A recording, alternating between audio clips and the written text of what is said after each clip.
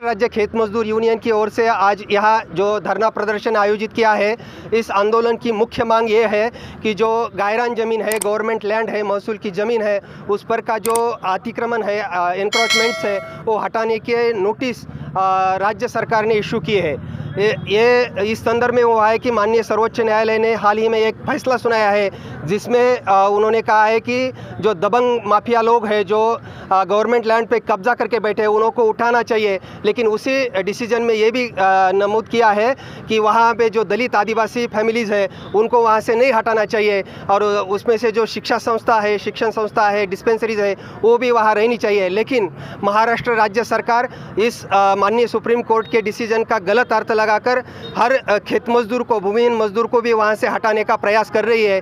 तो हमारी यूनियन ये मांग कर रही है कि ये जो अतिक्रमण है, ये रेगुलराइज होना चाहिए, नियमानुकूल होना चाहिए, क्योंकि खुद महाराष्ट्र सरकार ने एक शासन निर्णय 28 नवंबर 1991 में जारी किया है, और उसमें बताया गया है कि 1990 तक के जो अतिक्रमण है, गायरान ज़मीन पर के है, गवर्नमेंट लैंड के है, वो रेगुलराइज होने चाहिए।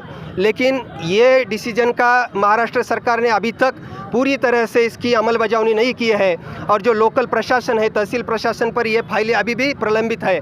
तो हमारी यूनियन ये मांग करती है कि जो अपना ही खुद का शासन निर्णय है महाराष्ट्र गवर्नमेंट का, उन्होंने ये पूरी तरह से लागू करना चाहिए, और वो 1990 से पहले के जो गायरान ज़मीन पे और गवर्नमेंट लैंड पर के जो अतिक्रमण है, वो रेगुलराइज करनी चाहिए।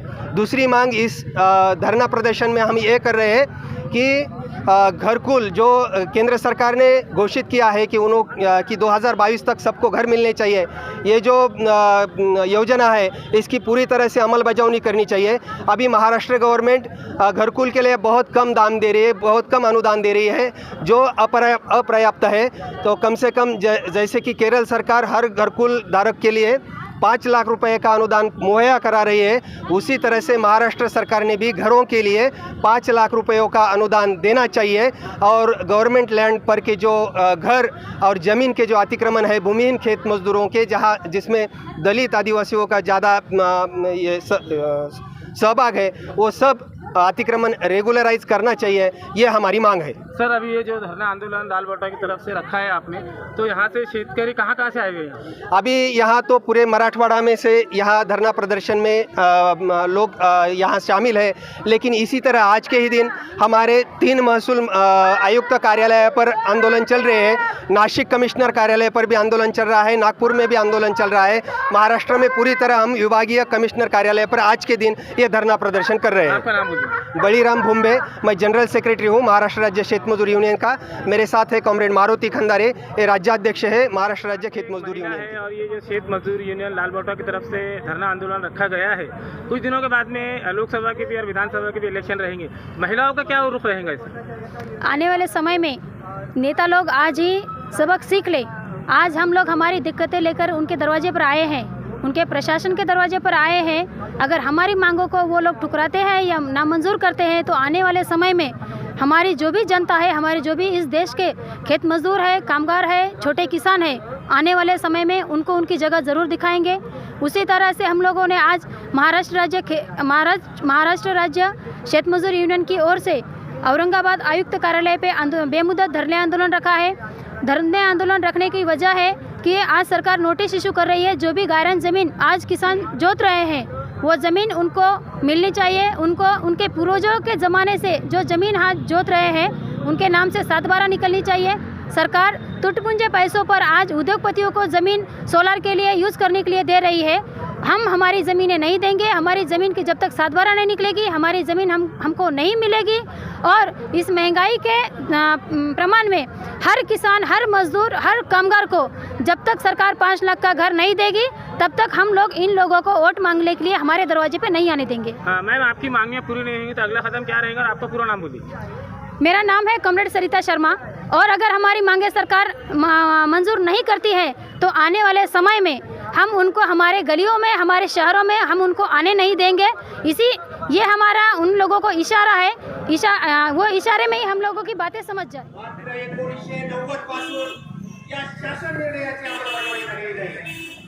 सर्व शेतमजुरांनी आणि त्या काळातल्या अतिक्रमणधारक शेतकऱ्यांनी प्रस्ताव संबंधित तहसील कार्यालयामार्फत जिल्हा प्रशासनाकडे आणि राज्य सरकारकडे दाखल केलेले आहे.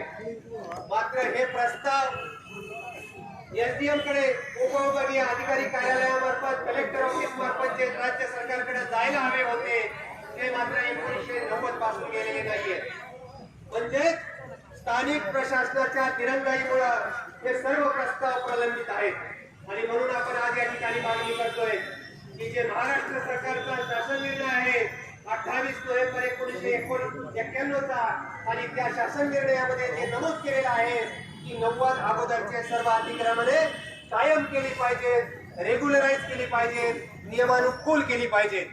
मात्र हे अद्यापर्यंत झालेलं नाहीये. आणि म्हणून हे सर्व अतिक्रमणे रेग्युलराइज करा आणि या सर्व गायरानधारकांना दिलेल्या नोटिसा त्या पाठीमागे घ्या.